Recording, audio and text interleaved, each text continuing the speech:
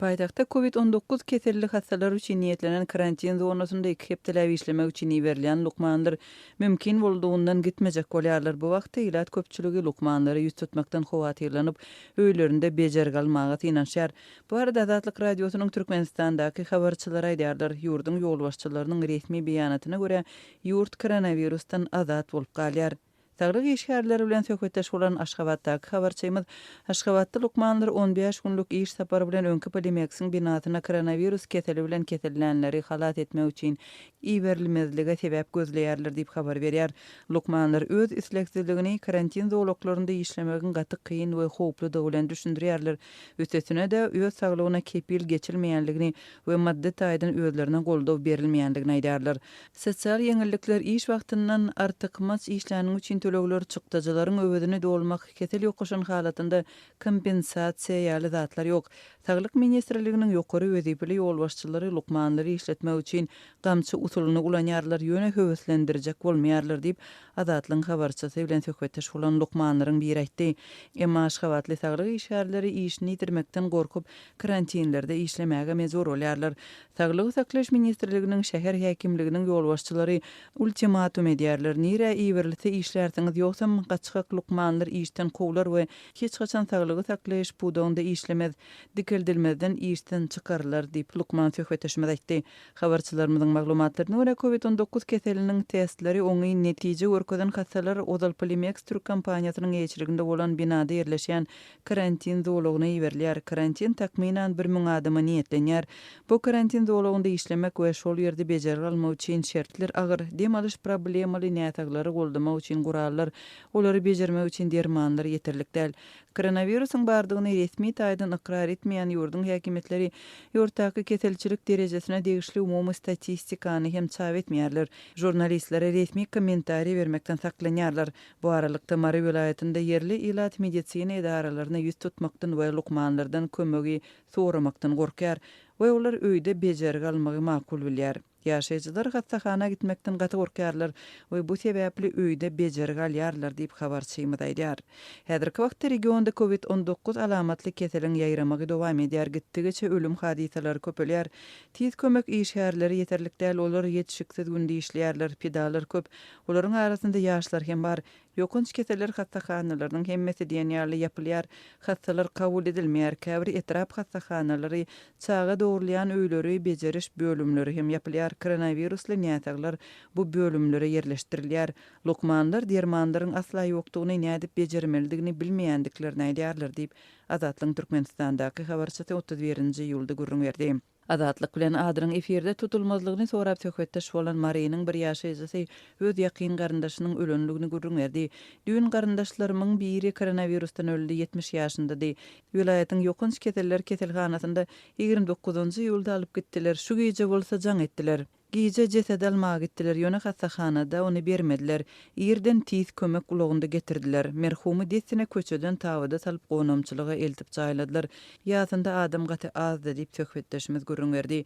Marynyň häkimetleri ilatyň maska dakynmagyna degişli talabyny güýçlendirýärler. Habarçymyz 1 awgustdan başlap Marynyň ýaşaýjylarynyň öýlerinde bolanda da maska giýmäge mejbur edilýänligini we maskalary ýok bolsa jerime salynjakdygyny we bu arada häkimetlerden duýduruş berilendigini habar berdi. Liwa vilayatindaky hassahanalarda da adam köp. Hassalaryň arasynda göwreli ziranlar hem bar. Bu döwürde etrap lukmanlary ilata virusa garşy dermanlary paýlap jaýlary aýlanýarlar. Häkimetler köp adamly ýerleri çäklendirýärler. Gelýän hassalar kän bazarlar ýapýarlar. Häzirki wagtda dermanhanalar şäheriň etraplary üçin derman paýlady we maşgala lukmanlaryna derman paýlamagy buýurdy. Etrap hassahanalarına grip feron remontadin berildi, ýöne ýeterlik däl. Derman terişdeleriniň hemmeti ortiýetin önümi diýip habarçymyz aýdýar. Onuň sözlerine görä öňküsýaly Türkmenawatdaky köpürli hassahanada COVID-19 alamatlary bolan näsaglar köp. Olaryň arasynda lukmanlar hem bar, yerli medisina işgärleriniň köpüsi işlemekden howatyrlanýar, hatda işden çekilýär. Liwapda keselleýänler Darganata, Gazojak we Dänow etraplarynda köp. Türkmenawatda kafeler, barlar, sowda merkezleri ýapyk, gonamçylyklar hem ýapylýar. Ertir Gurban bayramy her ýyl biz gonamçylyga gidýärdik, ýöne şol yerli häkimetler adamlara gonamçylyga barmagy gadan etdiler. Gonamçylyklar öň hiç gaçan ýapylmandy diýip habarçymyz aýtdy. Häzirki wagtda Liwapda käbir döwlet idaralary karantina dogly ýapylýar we olaryň ýolbaşçylary hem işgärleri koronavirus synagyndan geçirilýär. 28-nji ýylda Liwap vilayatynyň saglygy sakleş bölüminiň ähli işgärleri şol sanda baş lukmany synagyndan geçdi. Netijeler entek belli däl, emma şuň gurama ýapyldy diýip habarçymyz 31-nji ýylda gurrun berdi. Adatlyň çeşmelerine görä Farap karantin zonasynda saklanýan daşary ýurtlar hem koronavirus synagyndan ýygyderli geçirilýär. Hususan da iki hepde öň Aşgabatdaky guruluşyk meýdançylarynda işlemek üçin Türkmenistana baran Buyx Fransuz kompaniýasynyň işgärleriniň koronavirus anaklamak boýunça soňky testlerinde kesel tapylmandyr. Türk we Fransuz raýatlarynyň synaglary negativ netije berdi diýip Adatlyň ygtybarly çeşmesi 31-nji ýylda gizlinlik şertlerinde söhbetdeş bolup habar berdi. Türkmenistanlılar 31-nji iýulda 1-nji we 2-nji awgustda 3 günläp Eid al-Adha, ýagny Gurban bayramyny belleýärler. Prezident Gurbanuly Berdimuhammedowyň gol çekin karary esasynda beýleki musulman ýurtlaryndakydan bir gün giç başlayan bayramçylyk günleri iş günü däl diýilip yglan edildi. Emma koronavirus pandemiýasy we ýurtdaky ykdysady kynçylyklar Gurbanlygyň öňki ýyllardaky sowgunyny dawarasyny azaldyny meňzeýär. Bu ýyl Gurban bayramy diňe kagaz ýüzünde bellenilýär. Bayram günleri köpçülikli ýerlerine barmak gadagyn edildi. Her ýyl gonumçylyklara baryp dünýäden öten ýakynlarymyza doga dilege ederdik. Muny hem gadagyn etdiler diýip Liwapdaky habarçylarymyzyň biri 31-nji iýulda gurrun berdi. Galy bersede şu hepdäniň dowamında ýurduň durly künjeklerinde Gurban bayramyny öýde bellemelidigi, dogan garyndaşy goňşy golama çykmaly däldigi barada duýduruşlar peýda boldy. Şeýle de Türkmenistanyň mobil operatorynyň ýaýradan ýürüte SMS-inde Gurban bayramynyň bellenilýän günlerinde köpçülikleň çäherler çäklendirip,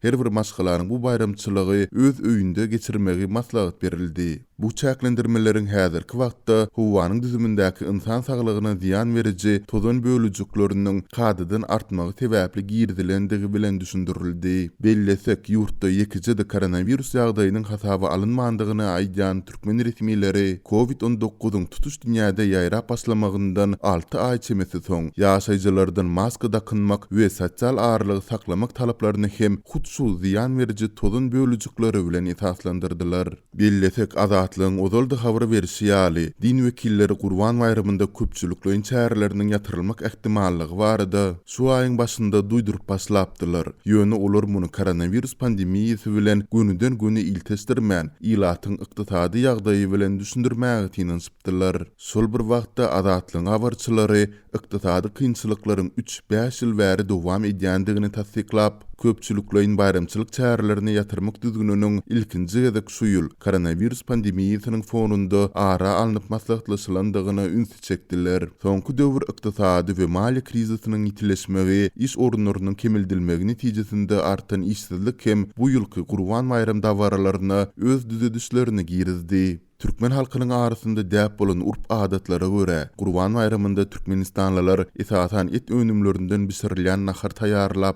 olary dogan garyndaşlaryna tanys bilişlerini we goňşy golamy hödür kerem edýär, köpçüligi çagyryp söwüş edýär. Soňky ýyllarda gapsynda jany öldürip gurbanyk edýän adamlar gata azaldy. Öňler öý başyna gurbanyk edilen bolsa, indi köp adamyň muňa gurby çatmaýar diýip Azatlyň Aşgabatdaky çeşmesi 31-nji iýulda maglumat berdi. Bundan başga da Gurbanyň 1-nji gününde mescitlerde köpçülikli ýagdaýda okulýan bayram namazlary hem ýatyrylyp, şol gün jany öldürmek hem gadagyn edildi. Müftülügiň bir ygtyýarly wekiliniň aýtmagyna görä, bu ýyl janylary Gurban bayramynyň 2-nji we 3-nji günlerinde öldürmek maslahat berilipdir diýip Aşgabatly çeşmämiz aýtdy. Bu aralykda Türkmenistanyň prezidenti Gurbanuly Berdimuhammedow Gurban bayramy münasibetli uradan gutlagynda bu bayramyň ähmiýeti barada giňişlendirip geçip, munyň bilen baglanykda girdilen çäklendirmeler dogrusunda kelam agyz söz aýtmady. Muňa derek ol gutlagynda durmuş ykdysady, medeni bilim, jeňmetçilik syýasy özgertmeleriň üstünlikli amala aşyrylýandygyny ynandyrmagy tynanysdy. Şol bir wagtda Amerikanyň Türkmenistandaky ilçisi Birleşen Ştatlaryň prezidenti Donald Trump'yň Amerikan halkynyň we ilçihananyň işgärleriniň adyndan türkmen halkynyň Gurban bayramy bilen gutlady. Ilçi Matthew S. Klimowyň 30-njy iýulda ilçihananyň web web saytynda çap bolan gutlagynda bu agyr günlerde gurban bermegiň we hatyrlamagyň aýratyn ähmiýeti eýe bolýandygyny belledi. Ol Birleşen Ştatlarda we Türkmenistanda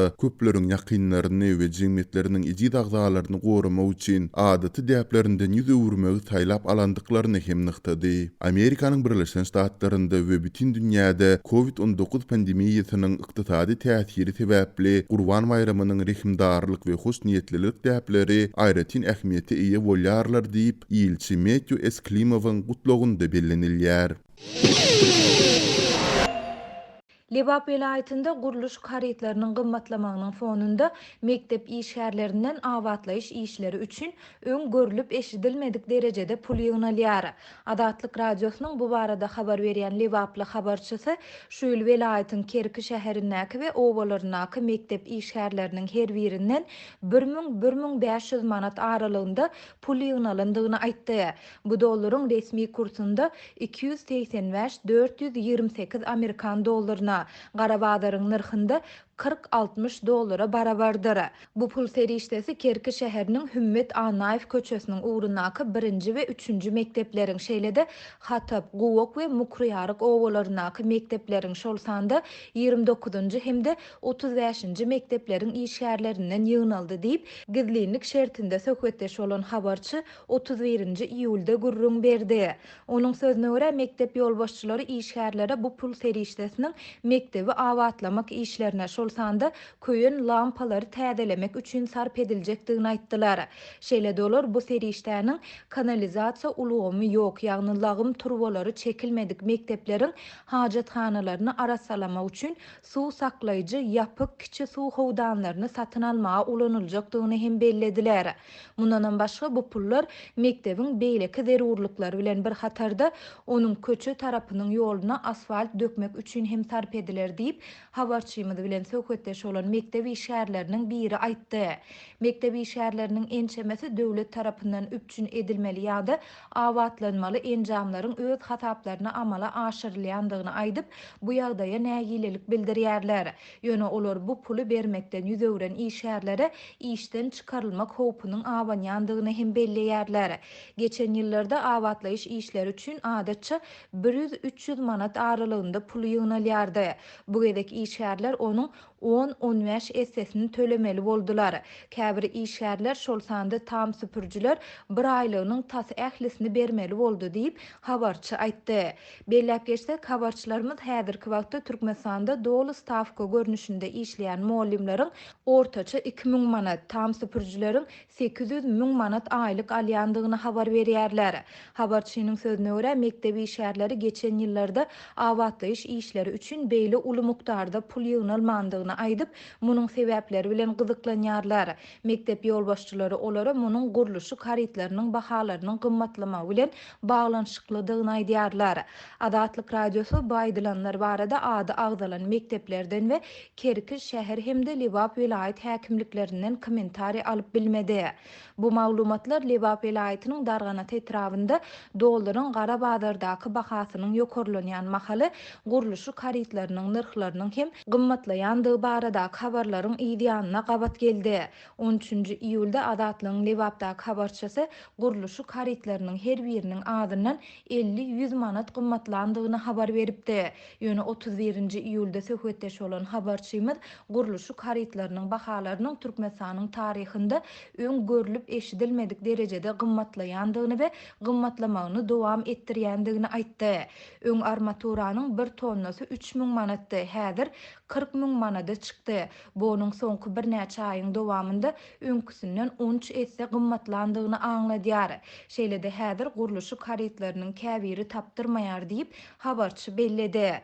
Türkmenistanda mektepleri awatlamak işleri üçin işgärlerden, şol sanda muallimlerden we okuwçylardan pul ýygnamak tejribesi indi onlarça ýyl bäri dowam edýär. Olar mekteplerde geçirilýän çäreleri guramalaşdyrmak, prezidentiň kitaplaryny satyn almak we portretlerini çalışmak işlerini hem öz hasaplaryna amala aşyrmaly bolýarlar.